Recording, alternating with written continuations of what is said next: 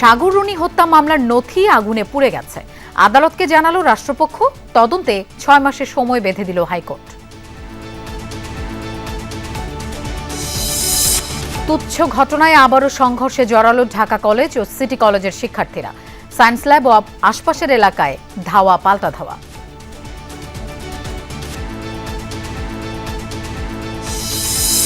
ঐকমত্য কমিশনের সঙ্গে তৃতীয় দফায় বিএনপির সংলাপ, গুরুত্ব পাচ্ছে প্রশাসন, সংবিধান ও দুদক ইস্যু, জানিয়েছে প্রতিনিধি দল।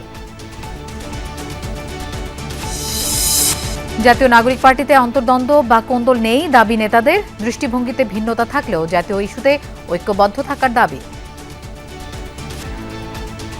অনেকের পক্ষ থেকে বিভিন্ন দৃষ্টিভঙ্গিগুলো বক্তব্য এসেছে। আমাদের যে কর্মসূচিগুলো আছে সেগুলো যেন আমরা একত্রে একসঙ্গে থেকেই আমরা বাস্তবায়ন করতে পারি।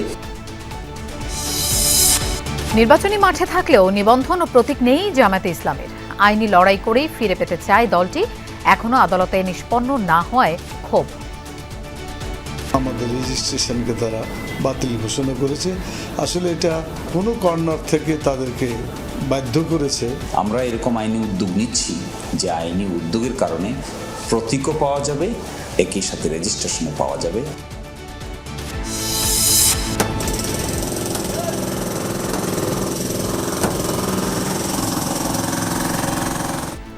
নকশা বহির্ভূত ভবন ভাঙতে রাজুকের অভিযান। কলাবাগানের গুড়িয়ে দেয়া হচ্ছে নির্মাণাধীন বহুতল ভবন। বৃষ্টির বাধায় সিলেট টেস্ট, তৃতীয় দিনে মাঠে গড়াতে দেরি। জিম্বাবুয়ের বিপক্ষে 25 রানে পিছিয়ে থেকে আবারও ব্যাটিং শুরু করবে Bangladesh.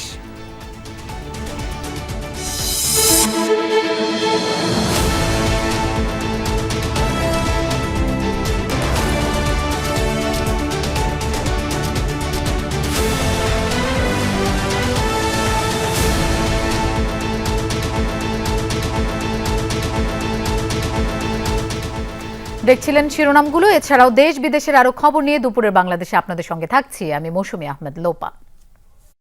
Akish Bashir brings the true 700 ppm clear glass in Bangladesh. Akish Bashir Glass. সাংবাদিক দম্পতি সাগর সারোয়ার ও মেহেরুন রুনি হত্যা মামলার নথি ডিবিতে থাকা অবস্থায় আগুনে পুড়ে গেছে।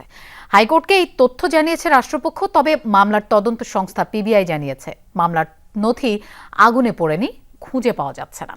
দুপুরে বিচারপতি ফাতেমা নজিব ও বিচারপতি শিকদার মাহমুদুর রাজির হাইকোর্ট বেঞ্চকে নথি আগুনে পোড়ার তথ্য জানান অতিরিক্ত অ্যাটর্নি জেনারেল আরশাদুর রউফ। এদিকে রাষ্ট্রপক্ষ সময় আবেদন জানালে সাগররুনি হত্যা মামলার তদন্ত শেষ করতে পিবিআইকে 6 মাস সময় বেঁধে দেন হাইকোর্ট। গত 23 অক্টোবর আদালতের নির্দেশে এই মামলা তদন্তে পিবিআই প্রধানকে আহ্বায়ক করে 4 সদস্যের উচ্চ পর্যায়ের টাস্কফোর্স কমিটি গঠন করা হয়। সাগররুনি হত্যা মামলার তদন্ত প্রতিবেদন দাখিলের জন্য এই পর্যন্ত 113 বার সময় বাড়ানো হয়েছে। পরবর্তী শুনানির জন্য 15 অক্টোবর দিন ধার্য রয়েছে। 2012 সালের 11 ফেব্রুয়ারি রাতে রাজধানীর পশ্চিম রাজাবাজারে ভাড়া বাসায় নির্মমভাবে খুন হয় এই সাংবাদিক দম্পতি।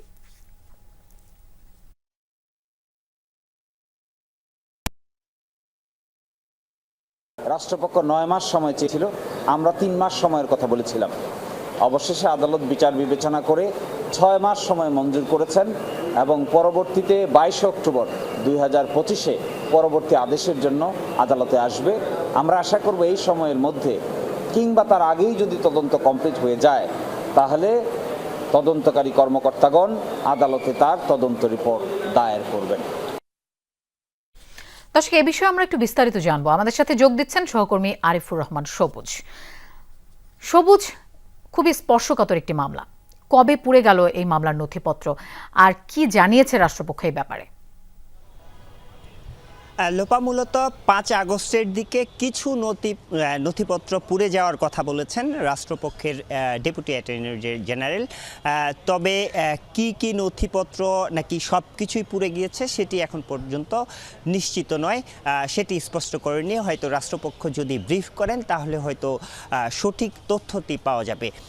যদিও এটি পিবিআই, মূলত এই পিবিআইয়ের নেতৃত্বে মূলত যে টাস্কফোর্সটি গঠন করা হয়েছে তারা বলার চেষ্টা করেছেন যেহেতু 12 বছর আগের একটি মামলা এবং এই 12 বছরের মধ্যে 9 বছরেই তদন্ত করেছে র্যাব, তারা কোনো তদন্ত সংস্থা নয় এবং সেখানে মূলত 9 বছরে আসলে তদন্তের কোনো রকম অগ্রগতি হয়নি। সে কারণে তারা বলছেন যে এই দীর্ঘ সময়ে আসলে নথিপত্র অনেক কিছুই আসলে ডিসঅ্যাপিয়ার হয়ে গিয়েছে এবং এই জায়গা থেকে তদন্ত এখন যে পর্যায়ে শুরু হয়েছে আসার কথা বলছেন যে তদন্তটা একেবারেই নতুন করে তাদেরকে শুরু করতে হয়েছে এবং তদন্তের অগ্রগতিও হচ্ছে। গত 2 মাসে বেশ অগ্রগতি হয়েছে। তারা বিভিন্ন জায়গা থেকে তথ্যগুলো নতুন করে সংগ্রহ করার চেষ্টা করছেন। আর যেটি পুড়ে যাওয়ার কথা বলা হচ্ছে যে সেটি যদি পুড়েও যায় অন্যান্য জায়গায় এই একই নথিগুলো পাওয়া যাবে। সেক্ষেত্রে এই যে নথি পুড়ে যাওয়ার ক্ষেত্রে যে একটি অনিশ্চয়তা তৈরি হয়েছে মামলাটির তদন্ত প্রতিবেদন ঘিরে, সেটি আসলে খুব বড় কিছু নয়, কারণ নিম্ন আদালতেও এইটির অনেকগুলো নথিপত্র আসলে পাওয়া যেতে পারে বা বিভিন্ন জায়গায় এই নথিপত্রগুলো পাওয়া যেতে পারে। সেক্ষেত্রে এটি নিয়ে আসলে কোনো ধরনের শঙ্কা নেই যে তদন্ত আটকে যাবে। তারা যেটি বলছেন যে তারা নতুন করে তদন্ত শুরু করেছেন এবং তদন্তের অগ্রগতি খুব আশাব্যঞ্জকভাবে এগোচ্ছে এবং খুব দ্রুততার সাথে, যেহেতু 9 মাসের তারা সময় চেয়েছেন, নতুন করে মামলাটি তদন্ত শুরু করতে হয়েছে, সে কারণে তারা একটু বেশি সময় চেয়েছেন। কিন্তু রাষ্ট্রপক্ষের পক্ষ থেকে বলা হয়েছে যে এই মামলাটি মানুষের মধ্যে এক ধরনের ক্ষোভ তৈরি হয়েছে, বিচারহীনতার যে একটি ব্যাপার মানুষের মধ্যে তৈরি হয়েছে, কারণ দীর্ঘদিন ধরে মামলাটির কোনো 113 বার নিম্ন আদালতে তদন্ত প্রতিবেদন পেছানোর যে তারিখ সেটি করা হয়েছে। এক্ষেত্রে মানুষের মধ্যে একটা দ্বিধাদ্বন্দ্ব তৈরি হয়েছে যে এই মামলাটির আসলে বিচার হবে। খুবই স্বাভাবিক সবুজ, কারণ ক্ষোভ এতবার শুনানি পিছিয়েছে, তদন্ত পিছিয়েছে, স্বাভাবিকভাবেই মানুষের মধ্যে একটা ক্ষোভ জন্মাবে। ধন্যবাদ আমাদের সাথে যোগ দেওয়ার জন্য। রাজধানীর ঢাকা কলেজ ও সিটি কলেজের শিক্ষার্থীদের মধ্যে আবারও সংঘর্ষের ঘটনা ঘটেছে। সহকর্মী শামীম রেজা আছেন সায়েন্স ল্যাবে এলাকায়, সেখানে আছেন উনি, আমরা সরাসরি তার কাছে যাচ্ছি। শামীম, এখনো কি সংঘর্ষ চলছে? কি অবস্থা দেখছেন আপনি? সংঘর্ষ এখন অনেকটা স্তমিত, এখন থেমে আছে। দুই পক্ষের মাঝখানেই আসলে এখন পুলিশের অবস্থান। একটু যদি সিটি কলেজের এখানকার অবস্থাটা একটু দেখাতে চাই। কিছুক্ষণ আগেও আসলে সিটি কলেজের ভেতর থেকে জানালার বাইরে দিয়ে আসলে ব্যাপকভাবে আসলে ঢিল ছোড়া হচ্ছিল। তখন মুখোমুখি ছিল শুধুমাত্র পুলিশ এবং ঢাকা সিটি কলেজের শিক্ষার্থীরা। তবে সেই সময়ের যে পরিস্থিতি ছিল, সেই পরিস্থিতি আসলে আশপাশের সড়কে যারা পথচারী ছিলেন তাদের মধ্যেও ছড়িয়েছে, যে যার মতো করে আসলে দৌড়ে পালিয়েছেন নিরাপদ আশ্রয়ের খোঁজে। এ সময় অবশ্য পুলিশ এবং শিক্ষার্থীদের মধ্যে অনেকেই বেশ কয়েকজন আহত হয়েছে। আর শিক্ষার্থীদেরকে নিবৃত্ত করার জন্য আসলে শিক্ষকরাও ওই সময়, সিটি কলেজের শিক্ষকরাও ওই সময় বাইরে চলে আসেন। এ সময় শিক্ষকদেরও 2 শিক্ষক আহত হয়েছে বলে আমরা জানতে পেরেছি। তবে শিক্ষকরা আসলে তাদের শিক্ষার্থীদের নিবৃত্ত করার চেষ্টা করেছেন এবং সেটা এখনও অব্যাহত আছে এবং শিক্ষার্থীদেরকে তারা আসলে এখন তাদের ক্যাম্পাসের ভেতরে ফিরিয়ে নিয়েছেন এবং বাইরের যে গেটটি আছে এই গেটটি আসলে তালাবদ্ধ করে রেখেছেন। তবে পূর্বের ঘটনা যদি একটু বলতে চাই, যে শুরুতে আসলে আমরা এখানে এসে যেটা জানতে পেরেছি, ঢাকা কলেজ এবং ঢাকা সিটি কলেজের 2 শিক্ষার্থীর মধ্যেই শুরুতেই আসলে কোনোভাবে মুখে মুখে যেটা শোনা যাচ্ছে আসলে আর কি, কোনোভাবে তাদের মধ্যে কথা কাটাকাটি হয় এবং সেই কথা কাটাকাটির এক পর্যায়ে আসলে 2 কলেজ সংঘর্ষে জড়ায়। এবং শুরুতে 11:30টার পর ঢাকা কলেজ থেকে আসলে ঢাকা কলেজের শিক্ষার্থীরাই দলবদ্ধ হয়ে ঢাকা সিটি কলেজের ক্যাম্পাসে এসে হামলা চালায়, এমনটাই দাবি করছেন তারা। তবে আমরা এখনও ঢাকা কলেজের শিক্ষার্থীদের কথা জানতে পারিনি, এজন্য আসলে তাদের দিক থেকে কোনো মন্তব্য এই মুহূর্তে আমরা জানাতে পারছি না। তবে তারা বলছেন যে ঠিক যে সময় হামলা চালানো হয় সেই সময় আসলে শিক্ষার্থীরা ক্লাসে ছিলেন, এ সময় কারো পরীক্ষা হচ্ছে, এই সময়েই আসলে তারা হামলাটা চালিয়েছেন এবং এই হামলায় তারা দাবি করছেন যে সে সময় তাদের বেশ কয়েকজন শিক্ষার্থীও আহত হয়েছেন। তবে তার পরের ঘটনা হচ্ছে দেখতে পাচ্ছি এই মুহূর্তে কোনো সংঘর্ষ চলছে না, পরিস্থিতি কিছুটা স্বাভাবিক হয়েছে। ধন্যবাদ শামীম আমাদের সাথে যোগ দেওয়ার জন্য। সংবিধান দুদক ও জনপ্রশাসন সংক্রান্ত সংস্কার সুপারিশ নিয়ে 3য় দিনের মতো ঐকমত্য কমিশনের সাথে বৈঠকে বসাচ্ছে বিএনপি। জাতীয় সংসদ ভবনের এলডি হলে বেলা 11টার পর বৈঠকটি শুরু হয়। এতে অংশ নিয়েছেন ঐকমত্য কমিশনের সহ সভাপতি আলী রিয়াজ সহ অন্য সদস্যরা। বিএনপির প্রতিনিধি দলের নেতৃত্ব দিচ্ছেন স্থায়ী কমিটির সদস্য সালাউদ্দিন আহমেদ। সূচনা বক্তব্য ঐক্যমত্য কমিশনের সহসভাপতি আলী রিয়াজ বলেন, বিএনপির সাথে আলোচনায় কিছু বিষয় ঐক্যমত্য হয়েছে, আবার কিছু বিষয়ে চূড়ান্ত সিদ্ধান্ত হয়নি। আলোচনায় নতুন প্রস্তাব এসেছে, তা নিয়ে সংশ্লিষ্ট কমিশনের সাথে আলোচনা শুরু হয়েছে। মে মাসের মাঝামাঝিতে দ্বিতীয় পর্যায়ে আলোচনা শুরু করা যাবে বলে আশা করেন তিনি। এ সময় বিএনপি নেতা সালাউদ্দিন আহমেদ জানান, তার দল বিচার বিভাগের স্বাধীনতায় বিশ্বাসী, তাই অসাংবিধানিক ও আইন বহির্ভূত কোনো উদ্যোগ না নিতে সুপ্রিম কোর্টের প্রতি আহ্বান জানানো হয়।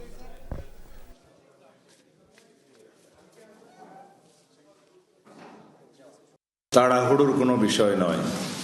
এটার যে সমস্ত সিদ্ধান্ত জাতীয় ঐক্যমতের ভিত্তিতে গৃহীত হবে, একটা বৃহত্তর একটা কনসেনসাস আমরা সৃষ্টি করতে পারব, সেটা জাতীয় জীবনে একটি মহান ভূমিকা রাখবে, অনেক গুরুত্বপূর্ণ ভূমিকা রাখবে। সুতরাং একটু সময় বেশি নিলেও আমরা বিস্তারিত রিপোর্টের উপরে বিস্তারিত আলাপ করছি। এ বিষয়ে আমরা একটু বিস্তারিত জানবো। সংসদ ভবন থেকে আমাদের সাথে যোগ দিচ্ছেন সহকর্মী আরিফিন শাকিল। আরিফিন, বৈঠকটি এই মুহূর্তে কোন পর্যায়ে আছে? ধন্যবাদ লোপা। বৈঠকটি এখনো চলছে, খানিক বাদে বিরতি দেওয়ার কথা রয়েছে, অর্থাৎ 1টা নাগাদ বিএনপির স্থায়ী কমিটির সদস্য সালাউদ্দিন আহমেদ বৈঠকের এখন পর্যন্ত যে অগ্রগতি, সেই অগ্রগতি নিয়ে তিনি গণমাধ্যমের সামনে আসবেন এবং সেজন্য গণমাধ্যমের কর্মীরা অপেক্ষা করছেন। মূলত আপনি জানেন, যেটা বলছিলেন, সংবিধানের বিচার বিভাগের অংশ নিয়ে আজকে আলোচনা হওয়ার কথা রয়েছে। দুদক সংস্কার সংক্রান্ত যে সুপারিশ রয়েছে, সেই সুপারিশ নিয়ে, যদিও দুদক সংক্রান্ত যে সুপারিশগুলো রয়েছে তার বেশিরভাগের সঙ্গে বিএনপি একমত, সুতরাং খুব বেশি আলোচনা দুদক সংক্রান্ত সুপারিশের উপর হবে না। এর বাহিরে নির্বাচন সংক্রান্ত, বিশেষ করে নির্বাচন পরিচালনা যে আইন এবং সেই সঙ্গে এনআইডির কর্তৃত্ব, নির্বাচন কমিশন রাখা, এসব বিষয় নিয়ে মূলত আলোচনা হবে। পাশাপাশি জনপ্রশাসন নিয়ে বিএনপির যে বিস্তর অভিযোগ এবং সেই অভিযোগের বাহিরে দলীয়করণ থেকে শুরু করে দলীয়করণ রোধ করার জন্য যেই আইন করা হচ্ছে বা সুপারিশ করা হচ্ছে, সেই বিষয়গুলো নিয়েও আজকে আলোচনা সমাপ্ত হওয়ার কথা রয়েছে। এবং বিচার বিভাগের সংবিধান আরেকটি বড় বিষয় রয়েছে, প্রধানমন্ত্রীর ক্ষমতার ভারসাম্য, অর্থাৎ প্রধানমন্ত্রী এবং রাষ্ট্রপতির ক্ষমতার ভারসাম্য। সেই সংক্রান্ত বিষয় নিয়ে এর আগে, অর্থাৎ রোববার যে বৈঠক হয়েছে, সেই বৈঠকে আলোচনা হয়েছে। বিএনপির পক্ষ থেকে বেশ কিছু সুপারিশ করা হয়েছিল। আজকে মূলত সেই সুপারিশের উপর আলোচনা হবে আরেক দফা, এবং সেই সুপারিশের পরপরই আসলে ঐক্যমতে পৌঁছানোর কোন কোন বিষয়ে গেল এবং কোন কোন বিষয়ে ঐক্যমত হয়নি, সেই বিষয় নিয়ে বিস্তারিত একটি ব্রিফিং করবেন সন্ধ্যা নাগাদ বিএনপি স্থায়ী কমিটির সদস্য সালাউদ্দিন আহমেদ। এরপর যেমনটা বলছিলেন ঐক্যমত কমিশনের ভাইস চেয়ারম্যান আলী রিয়াজ, তিনি বলছিলেন যে সবকিছু বিষয় নিয়ে প্রধান উপদেষ্টার সঙ্গে তাকে জানানো হচ্ছে এবং তিনি তার কাছ থেকে নানা মতামত নেওয়া হচ্ছে, এবং আগামী মাসের মাঝামাঝি সময় দ্বিতীয় পর্যায়ে রাজনৈতিক দলগুলোর সঙ্গে আবারও বৈঠকে বসবে ঐক্যমত্য কমিশন। লোপা। আরিফিন, আপনাকে ধন্যবাদ আমাদের সাথে যোগ দেওয়ার জন্য। জাতীয় নাগরিক পার্টিতে নেই কোনো অন্তর্দ্বন্দ্ব। কিছু বিষয়ে ভিন্ন দৃষ্টিভঙ্গি থাকলেও জাতীয় ইস্যুতে এনসিপি নেতারা ঐক্যবদ্ধ বলে দাবি করেছেন সদস্য সচিব আখতার হোসেন। তিনি বলেন, অনিয়ম করলে কেউ ছাড় পাবে না। অন্যদিকে যুগ্ম আহ্বায়ক সারওয়ার তুষার বলেছেন, দু একজন নেতা সমালোচনা করলেও সামরিক বাহিনীর সাথে কোনো দূরত্ব নেই তাদের। তবে রাজনীতিতে সামরিক হস্তক্ষেপের বিরোধী এনসিপির শীর্ষ দুই নেতাই। লামিয়া তিথি রিপোর্টে দেখুন বিস্তারিত।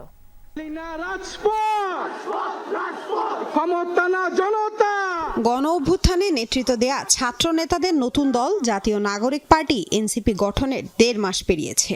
এর মাঝে দলটির শীর্ষ নেতাদের মধ্যে উঠেছে অন্তদ্বন্দ্বের অভিযোগ। ব্যবস্থা বিলোপের মাধ্যমে বিশেষ করে নীতি নির্ধারণী বিষয়ে দলীয় ফোরামে আলোচনা না করে রাষ্ট্রের গুরুত্বপূর্ণ প্রতিষ্ঠানের প্রধানদের সাথে আলোচনা করেছেন নেতাদের কেউ কেউ। আবার সেই বিষয়ে নিজেদের ফেসবুক পেজে পোস্টও করেছেন। সামাজিক যোগাযোগ মাধ্যমে একে অপরের সমালোচনাও করেছেন কয়েকজন নেতা। এ নিয়ে বিব্রতকর পরিস্থিতির মুখেও পড়ছে নতুন দলটি। তবে এনসিপির শীর্ষ নেতারা জানান, 2-1 নেতা সেনাবাহিনীর সমালোচনা করে বক্তব্য দিয়েছিলেন। এ কারণে বাহিনীর সাথে কোনো দূরত্ব তৈরি হয়নি দলটির। আমরা চাই বাংলাদেশের প্রতিষ্ঠানগুলো যেন রাজনৈতিক বাতাবরণে তারা আটকে না থাকে। সে জায়গায় সেনাবাহিনীর তরফ থেকেও যদি কখনো বাংলাদেশের রাজনীতিতে হস্তক্ষেপের মতো বিষয়গুলো ঘটে, অবশ্যই আমরা তার প্রতিবাদ জানাবো। সেনাবাহিনীর সাথে আমাদের দূরত্বের কোনো প্রশ্ন নাই, কারণ তারা বাংলাদেশের সার্বভৌমত্ব রক্ষাকারী প্রতিষ্ঠান এবং আমরা বাংলাদেশের একটা রাজনৈতিক দল। দলীয় ফোরামের বাইরে নিজেদের মধ্যে কাদা ছোড়াছুড়ি, কোনো নেতার বিরুদ্ধে অনিয়মের অভিযোগ নিয়ে ক্ষোভ রয়েছে দলটির মধ্যে। এ নিয়ে সম্প্রতি কেন্দ্রীয় কমিটির বৈঠকে দীর্ঘ আলোচনাও হয়েছে। তবে এনসিপির সদস্য সচিবের দাবি, দৃষ্টিভঙ্গির পার্থক্য থাকলেও কোনো দ্বন্দ্ব নেই নেতাদের মধ্যে। কিছু কিছু বিষয়ে অনেকের মধ্য থেকে বিভিন্ন দৃষ্টিভঙ্গিমূলক বক্তব্য এসেছে।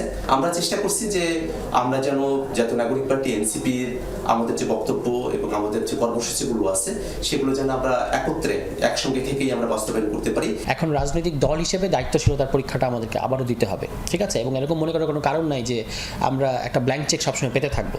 আমাদেরকে বারবার পরীক্ষায় জনগণ দেখতে চাইবে প্রজ্ঞা এবং দায়িত্বশীলতা আমাদের মধ্যে আছে কিনা, সেই পরীক্ষাটা, এবং জনগণের বিপদে আমরা পাশে থাকি কিনা। এই জিনিসগুলো যদি আমাদের নেতাকর্মীরা করে তাহলে আমি বিশ্বাস করি যে বাংলাদেশে অচিরে আগামী 2-3-4 বছরের মধ্যে এনসিপি হবে প্রধান রাজনৈতিক দল।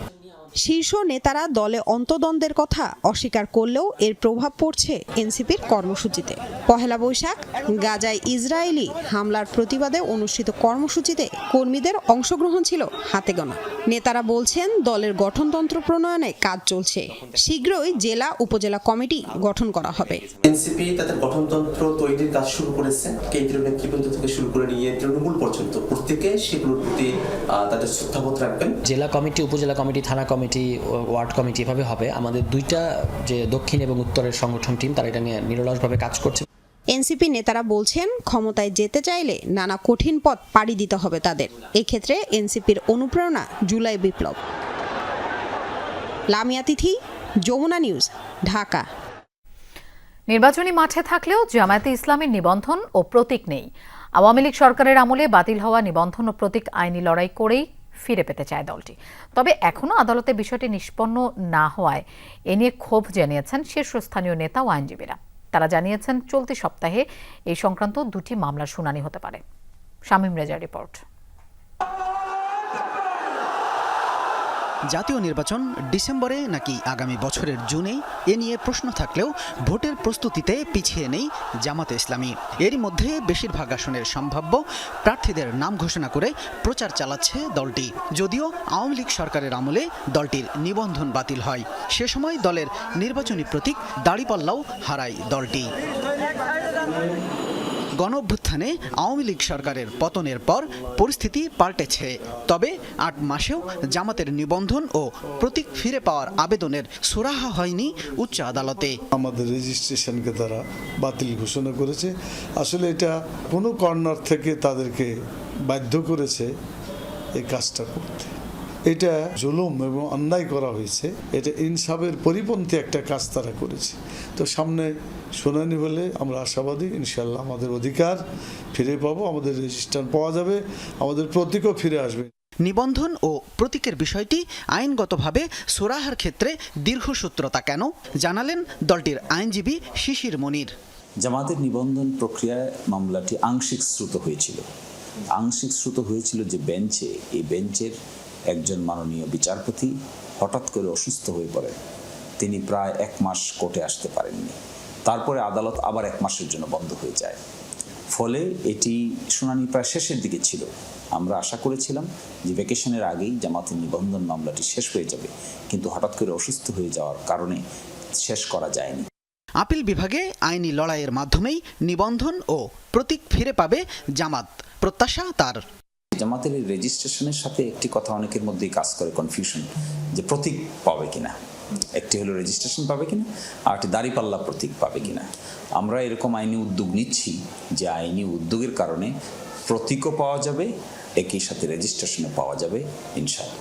এই ইস্যুতে উচ্চ আদালতের শুনানিতে কিছুটা বিলম্বিত হলেও কাঙ্ক্ষিত রায়ের ব্যাপারে আত্মবিশ্বাসী জামাতের নেতারা। শামীম রেজা, যমুনা নিউজ, ঢাকা। জামায়াতের নিবন্ধন ও প্রতীক ফিরে পাওয়ার মামলাটি আরও 2-1 বার শুনানি হওয়া প্রয়োজন, এমনটাই যে বলেছেন দলটির আইনজীবী শিশির মনির। প্রধান বিচারপতি ছুটিতে দেশের বাইরে থাকবেন, দেশে আসার পর নিবন্ধনের মামলার শুনানি হবে জানিয়েছেন তিনি। নিবন্ধনের মামলাটি আদালতে 3 দিন শুনানি হয়েছে। পার্ট হার্ড ম্যাটার বা আংশিক শ্রুত বলা হয়েছে। এটি আরও 1 বার বা 2 বার শুনানি হওয়ার প্রয়োজনীয়তা রয়েছে। তো আগামীকালকে থেকে মাননীয় প্রধান বিচারপতি দেশের বাইরে থাকবেন। উনি আসার পরেই আমরা নিবন্ধনের মামলাটির বাকির যে আংশিক অংশটুকু বাকি আছে সেটা শুনানি হবে, এবং শুনানি শেষে আমরা এটাও প্রত্যাশা করি যে নিবন্ধনের মামলাও আমরা ভালো ফলাফল পাবো ইনশাআল্লাহ। 4 দিনের সফরে কাতারে পৌঁছেছেন প্রধান উপদেষ্টা অধ্যাপক ডক্টর মোহাম্মদ ইউনুস। সোমবার স্থানীয় সময় রাত 9:40 দোহার হামাদ আন্তর্জাতিক বিমানবন্দরে অবতরণ করেন তিনি। সামাজিক যোগাযোগ মাধ্যমে প্রধান উপদেষ্টার প্রেস সচিব শফিকুল আলম জানান, বিমানবন্দরে পৌঁছালে ডক্টর ইউনূসকে লাল গালিচা সংবর্ধনা দেওয়া হয়। কাতার সরকারের প্রোটোকল প্রধান ও রাষ্ট্রদূত ইব্রাহিম ফখরু তাকে আনুষ্ঠানিকভাবে স্বাগত জানান। এর আগে সোমবার সন্ধ্যা 7টায় বিমান বাংলাদেশ এয়ারলাইন্সের একটি ফ্লাইটে হযরত শাহজালাল আন্তর্জাতিক বিমানবন্দর থেকে কাতারের উদ্দেশ্যে রওনা হন প্রধান উপদেষ্টা। কাতারে আর্থনা সামিট 2025-এ অংশগ্রহণ করেন তিনি। প্রেস উইং জানায়, কাতারের আমির Sheikh Tamim bin Hamad Al থানির আমন্ত্রণে ডক্টর মোহাম্মদ ইউনূস এই সফরে গিয়েছেন। সামিটে অংশ নেওয়ার পাশাপাশি কাতারের আমিরের সাথে প্রধান উপদেষ্টার বৈঠক হওয়ার সম্ভাবনা রয়েছে। দর্শক, ঐকমত্য কমিশনের সাথে বিএনপির বৈঠক হয়েছে। এবার ব্রিফিং করছেন সরাসরি গণমাধ্যমের সাথে বিএনপি নেতা সালাউদ্দিন আহমেদ। আমরা সরাসরি সেখানে চলে যাচ্ছি। ফলপ্রসূ হয়, এই অ্যাটর্নি সার্ভিসের পরিধি আরো বাড়ানো যাবে, এটা ওনারাও মোটামুটি একমত। বিচার বিভাগ দিয়ে শুরু করি। আজকে যেটা আমরা শুরু করলাম, বিচার বিভাগের প্রথমে আসে সংবিধানের যে অংশটা বিচার বিভাগের, সেটা হচ্ছে আর্টিকেল 94 থেকে আর্টিকেল 117 পর্যন্ত। এখানে 20টা আর্টিকেল আছে। এখানে কয়েকটি আর্টিকেলে ওনারা সংশোধন এবং পরিবর্তনের প্রস্তাব করেছেন। তার মধ্যে সুপ্রিম কোর্টের বিকেন্দ্রীকরণ নিয়ে প্রথম কথা হয়েছে। ওনাদের প্রস্তাব হলো যে স্থায়ী বেঞ্চ যেন বিভাগগুলোতে করা হয়। তা আপনারা জানেন যে 8ম সংশোধনী একটা ছিল সংবিধানের, এটা অবশ্য সামরিক শাসক এরশাদের সময়। তখন সুপ্রিম কোর্টের বিকেন্দ্রীকরণের জন্য স্থায়ীভাবে যে বিধান আনা হয়েছিল কনস্টিটিউশনে, সেটা চ্যালেঞ্জ হয়ে পরে এটা অসাংবিধানিক ঘোষণা করা হয়।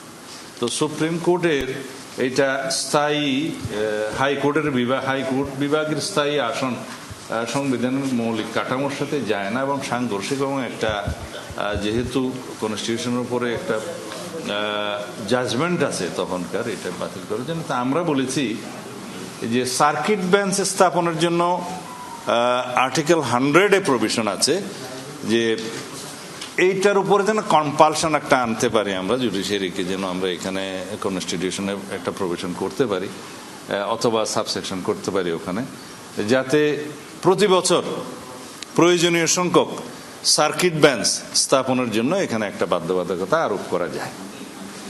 তাতে একই ফাংশনটা করা যাবে। আর সুপ্রিম জুডিশিয়াল অ্যাপয়েন্টমেন্ট অথবা জুডিশিয়াল অ্যাপয়েন্টমেন্ট কমিশন নামে একটা কমিশন করার কথা ওনারা এখানে করেছেন। তা আমরা এটা নীতিগতভাবে একমত, বলেছি যে এটা সংসদে আলোচনা করতে হবে, কারণ সংবিধানে একটা নতুন প্রভিশন অ্যাড করা প্রয়োজন হবে, যাতে জাজেস, হাইকোর্ট সুপ্রিম কোর্টের জাজেস নিয়োগের ক্ষেত্রে কি কি বিধিবিধান কিভাবে করা সম্ভব ইত্যাদি আমরা বিস্তারিত এখানে আলাপ করছি না। নকশা বহির্ভূত নির্মাণাধীন ভবনে অভিযান চালাচ্ছে রাজধানী উন্নয়ন কর্তৃপক্ষ রাজুক। এক ভবন মালিককে 1 লাখ টাকা জরিমানা করেছেন রাজুকের নির্বাহী ম্যাজিস্ট্রেট। রাজধানীর কলাবাগান এলাকার বিভিন্ন ভবনে অভিযান চালাচ্ছে কর্তৃপক্ষ। রাজুকের নির্বাহী ম্যাজিস্ট্রেট তাহমিনা পারভিনের নেতৃত্বে অভিযান পরিচালিত হচ্ছে। যেসব ভবনে অভিযান চালানো হচ্ছে, বেশিরভাগ ভবনেই অনিয়ম ধরা পড়ছে। তবে এখন পর্যন্ত রাজুকের অনুমোদন ও স্মারক নাম্বার না দেখাতে পারা সহ নানা অভিযোগে একটি ভবনে অভিযান চালাচ্ছে কর্তৃপক্ষ। ভবন মালিককে 1 লাখ টাকা জরিমানা সহ ভবনের বর্ধিত অংশ ভাঙার নির্দেশ দেন ম্যাজিস্ট্রেট। একই সাথে ভবনটির বিদ্যুৎ সংযোগ কেটে দিয়ে মিটার খুলে নেয়ারও নির্দেশ দেন। ভবনের নকশা বহির্ভূত পুরো অংশ আজই ভেঙে দেওয়া হবে।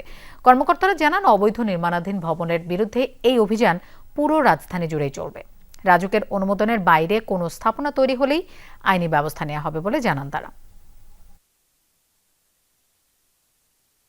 ভবন নির্মাণ সম্পর্কিত প্রথমেই হচ্ছে যে একটা সাইনবোর্ড থাকে, ওই সাইনবোর্ডে দেখা যায় যে একটা ভবন সম্পর্কিত সকল তথ্য একটা গ্লান্সে পাওয়া যায়। আমরা সেটাও দেখতে পাই নাই। তার শিকার ভিত্তিতে আমরা এখানে মোবাইল কোর্ট পরিচালনা করেছি। আমরা হচ্ছে যে ইমারত নির্মাণ আইন 1952-এর 3 ধারা অনুযায়ী তাকে 1 লক্ষ টাকা জরিমানা করা হয়েছে। মানবতা বিরোধী অপরাধের মামলায় জামায়াত নেতা এটিএম আজহারুল ইসলামের মৃত্যুদণ্ডের রায়ের বিরুদ্ধে আপিল শুনানি পিছিয়েছে। আগামী 6 মে শুনানির দিন ধার্য করেছেন আপিল বিভাগ। সকালে প্রধান বিচারপতি ডক্টর সৈয়দ রেফাত আহমেদের নেতৃত্বে 4 বিচারপতির আপিল বেঞ্চ এই আদেশ দেন। আদেশে বলা হয়, 6 মে আপিল বিভাগের পূর্ণাঙ্গ বেঞ্চে এ বিষয়ে শুনানি হবে। সেদিন আপিল বিভাগের কার্যতালিকায় মামলাটি শীর্ষে থাকবে। মামলার বিষয়ে জামায়াত নেতার আইনজীবী জানান, এই মামলার আইনি জটিল ব্যাখ্যার জন্যই আপিল বিভাগের পূর্ণাঙ্গ বেঞ্চে শুনানি হবে। যশোরের দুঃখখ্যাত ভবদহের পানিবন্দী এলাকা পরিদর্শন করছেন অন্তর্বর্তী সরকারের ৩ উপদেষ্টা। দুপুরে অভয়নগরের ভবদহে ২১ ভেল্ট স্লুইস গেট পরিদর্শন করেন পানি সম্পদ মন্ত্রণালয়ের উপদেষ্টা সৈয়দা রিজওয়ানা হাসান, দুর্যোগ ব্যবস্থাপনা ও ত্রাণ মন্ত্রণালয়ের উপদেষ্টা ফারুকি আজম ও স্বরাষ্ট্র উপদেষ্টা লেফটেন্যান্ট জেনারেল জাহাঙ্গীর আলম চৌধুরী। বিভিন্ন এলাকা পরিদর্শন শেষে ভবদহ কলেজে মত বিনিময় করবেন উপদেষ্টারা। প্রথমবারের মতো একসঙ্গে ৩ উপদেষ্টার ভবদহ এলাকা পরিদর্শন ইতিবাচক হিসেবে দেখছেন এলাকাবাসী। অভিযোগ রয়েছে সমস্যার সমাধানে প্রকল্পের নামে বিগত সরকারগুলোর সময় মোটা অঙ্কের টাকা লুটপাট হয়েছে, তাই ভোগান্তি নিরসন হয়নি লাখো মানুষের। নদীর প্রয়োজনীয় অংশ ড্রেজিং করে ২১ ভেন্ট, ৯ ভেন্ট, ৬ ভেন্ট, ৩ ভেন্ট খুলে দিয়ে পানি যাওয়ার ব্যবস্থা করা হোক এবং দ্রুতই টিআরএমের যে কার্যক্রম সেই কার্যক্রম শুরু করে দেওয়া হোক। খুলনা প্রকৌশল ও প্রযুক্তি বিশ্ববিদ্যালয়ে কুয়েটের উপাচার্যের অপসারণের এক দফা দাবিতে দ্বিতীয় দিনের মতো অনশন করছেন আন্দোলনরত শিক্ষার্থীরা। গতকাল বিকেল ৪টা থেকে ক্যাম্পাসের স্টুডেন্ট ওয়েলফেয়ার সেন্টারে অনশনে বসেন তারা। শিক্ষার্থীদের অভিযোগ, উপাচার্য তাদের নিরাপত্তা দিতে ব্যর্থ হয়েছেন। যারা প্রকৃত দোষী তাদের শাস্তি না দিয়ে ৩৭ জন শিক্ষার্থীকে সাময়িক বহিষ্কার করা হয়েছে। তাই উপাচার্যকে অপসারণ না করা পর্যন্ত আন্দোলন চালিয়ে যাওয়ার ঘোষণা শিক্ষার্থীদের। এর আগে গতকাল শিক্ষক প্রতিনিধিরা শিক্ষার্থীদের সাথে বৈঠক করেন। অনশন কর্মসূচিতে না যাওয়ার আহ্বান জানান আন্দোলনরতদের। এছাড়া শিক্ষক সমিতির পক্ষ থেকে জানানো হয়েছে, গত ১৮ ফেব্রুয়ারি সংঘর্ষের ঘটনায় প্রকৃত দোষীদের সাজা নিশ্চিত না হওয়া পর্যন্ত তারা ক্লাসে ফিরবেন না।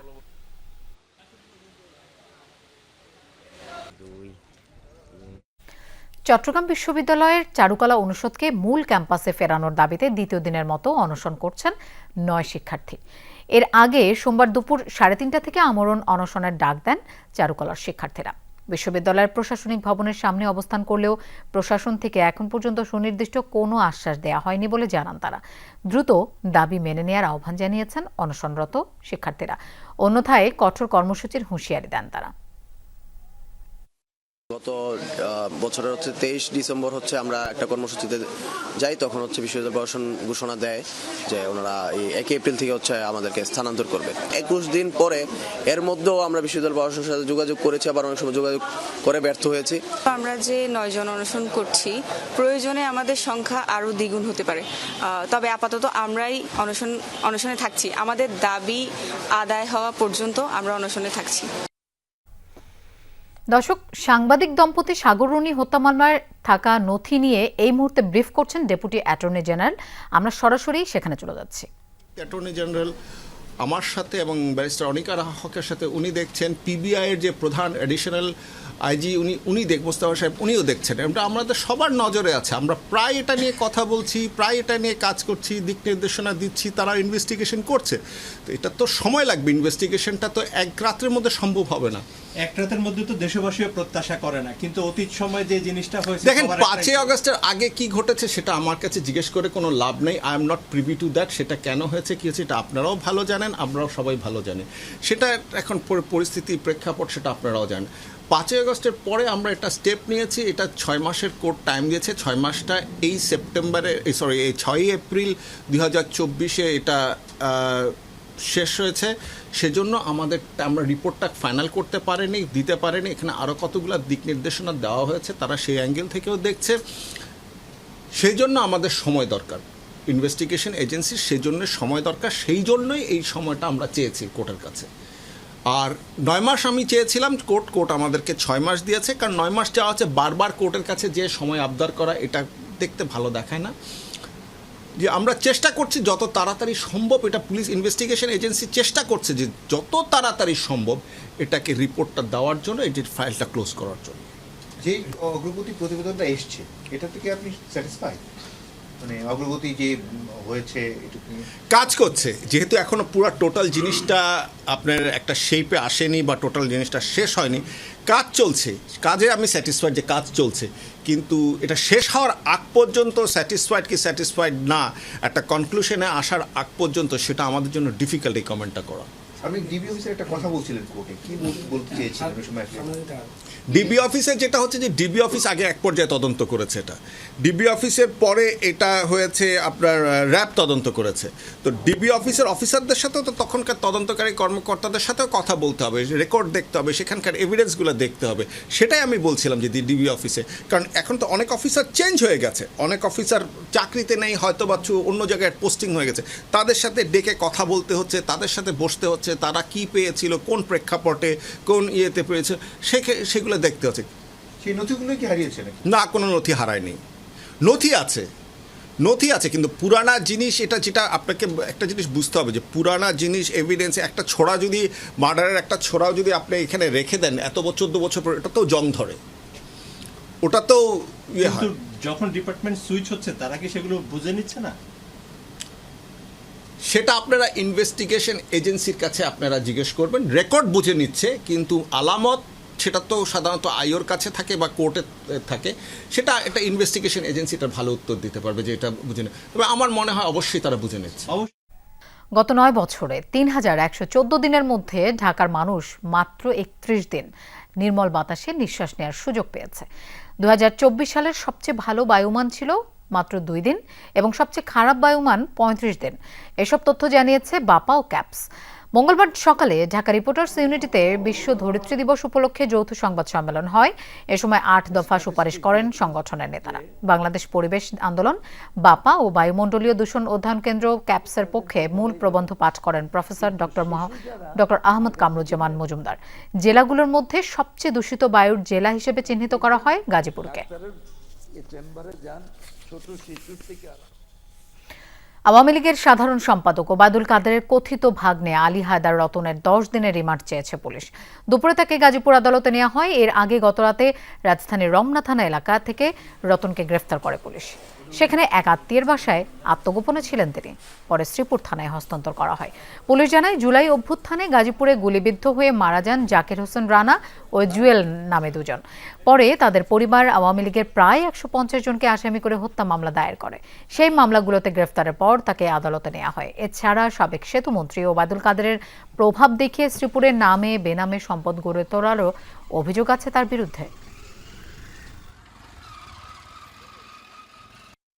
তার বিরুদ্ধে আমার থানার 2টা হত্যা মামলা আছে, 5ই আগস্টের হত্যা মামলা আছে। আমরা তাকে সেই মামলা কোর্টে সোপর্দ করব এবং তার বিরুদ্ধে আমরা সে এখানে আসার পর জানতে পেরেছি তার বিরুদ্ধে এখানে অনেক নামে বেনামে অনেক জমি জমা সম্পত্তি করেছে। আমি জানি না, এগুলো অভিযোগ বিভিন্ন লোক করতেছে। নারায়ণগঞ্জের রূপগঞ্জে যুবদল সভাপতির হামলায় ব্যবসায়ী শান্ত সরকারের মৃত্যুর অভিযোগ উঠেছে। জড়িতদের গ্রেফতারের দাবিতে মরদেহ নিয়ে সড়ক অবরোধ করে বিক্ষোভ করছে মৃতের স্বজনরা। সকাল 10টা থেকে মরদেহ নিয়ে ঢাকা বাইপাস সড়কের কালনী এলাকায় অবরোধ করে। হত্যাকারীদের গ্রেফতার না করা পর্যন্ত এই কর্মসূচি চলবে বলেও হুঁশিয়ারি দেন বিক্ষোভকারীরা। স্বজনরা জানান, গত 11 এপ্রিল ব্যবসায়ী শান্ত সরকারকে বাসা থেকে তুলে নিয়ে হাতুড়ি দিয়ে পিটিয়ে ও কুপিয়ে জখম করে দাউদপুর ইউনিয়ন যুবদলের সভাপতি আসাদ ফকির ও তার লোকজন। এ ঘটনার 10 দিন পর চিকিৎসাধীন অবস্থায় গতকাল রাতে রাজধানীর একটি বেসরকারি হাসপাতালে মারা যায় সে। আধিপত্য বিস্তারকে কেন্দ্র করে এই হত্যাকাণ্ড হয়েছে বলে দাবি পরিবারের। যশোরে একের পর এক অপরিকল্পিত সেতু নির্মাণের অভিযোগ উঠেছে এলজিডির বিরুদ্ধে। গত বছর আদালতের নির্দেশে 8টি সেতু নির্মাণ বন্ধের পর সম্প্রতি আবারও এলজিডির বিরুদ্ধে হরিহর নদীর উপর যথাযথ উচ্চতা না মেনে সেতু তৈরির অভিযোগ এনেছে পানি উন্নয়ন বোর্ড। যদিও সংশ্লিষ্ট কর্মকর্তাদের দাবি, সব নিয়মনীতি মেনেই চলছে ব্রিজ নির্মাণ। একসময় এই নদী দিয়ে বয়ে যেত স্বচ্ছ জল, অথচ যশোর সদরের গোয়ালদাহ বাজারের হরিহর নদী এখন অনেকটাই বিরান ভূমি। সম্প্রতি কপোতাক্ষ নদের জলাবদ্ধতা দূর করতে হরিহর নদী পুনর্খননের উদ্যোগ নেওয়া হয়। তার আগে নদীর উপর থাকা ঝুঁকিপূর্ণ সেতু অপসারণ করে নতুন আরেকটি ব্রিজ নির্মাণের প্রকল্প হাতে নেয় এলজিইডি। 16 কোটি টাকা ব্যয়ে সেতুর নির্মাণ কাজ শুরু হয় 2023 সালের নভেম্বরে। অভিযোগ উঠেছে, নীতিমালা না মেনে 140 ফুট নদীর উপর 91 ফুট দৈর্ঘ্যের অপরিকল্পিত সেতু নির্মাণ করছে এলজিইডি। নেই যথাযথ উচ্চতা। বর্ষা মৌসুমে পানি নিষ্কাশন বাধাগ্রস্ত হবে বলে দাবি স্থানীয়দের। 7-8 বিলির পানি এসে এমনি লাভে, পানি যদি না সত্যি পারে তো ব্রিজের সমস্যা হবে। আমাদের এলাকার জনগণের সমস্যা হবে। আমরা বলেছিলাম যে ব্রিজটা অবশ্যই যাতে নদীর যে নদী যতটুক অতটুক রেখে বাদ বাকিটা ব্রিজ হোক, কিন্তু এখানে ভাই হয়নি। ব্রিজটা প্রশস্তকরণ বা উঁচু করে করা এটার কোনো উদ্যোগ নেওয়া হচ্ছে না। তার ফলে আমাদের এখানে যে আবার যে পানির বাধার সম্মুখীন হতো সেটা আবারও হবে। ব্রিজটা তো কয়েকবার করা হয়েছে, কিন্তু বারবারই ভাঙা পড়ে, কয়েক বছর যাওয়ার পরই ভাঙা পড়ে। আমাদের হরিয়ান নদীর ব্রিজ চাই, আমাদের যৌক্তিক যেটা ব্রিজ, এটা তো খালের ব্রিজ, আমরা কি করব? তাহলে তো এর আগে যেটা ছিল সেটাই আমাদের ভালো ছিল। নদী খননের সময় সেতুটো ঝুঁকিতে পড়ার শঙ্কা রয়েছে বলে জানালেন পানি উন্নয়ন বোর্ডের কর্মকর্তারা। এরই মধ্যে সেতু নির্মাণে অসঙ্গতির বিষয়ে এলজিডির কাছে চিঠিও দিয়েছেন তারা। তবে সব নীতিমালা মেনেই নির্মাণ কাজ চলছে বলে দাবি এলজিডির নির্বাহী প্রকৌশলীর।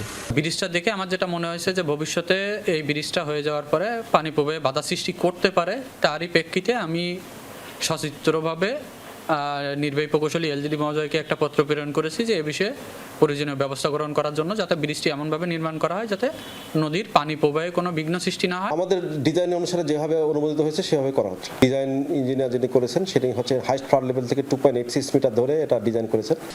এর আগে অপরিকল্পিত সেতু নির্মাণের অভিযোগে যশোরের 5টি নদীর উপর এলজিইডির নির্মাণাধীন 8টি সেতুর কাজ বন্ধের নির্দেশ দেন আদালত। রাহিম সারোয়ার, যমুনা নিউজ।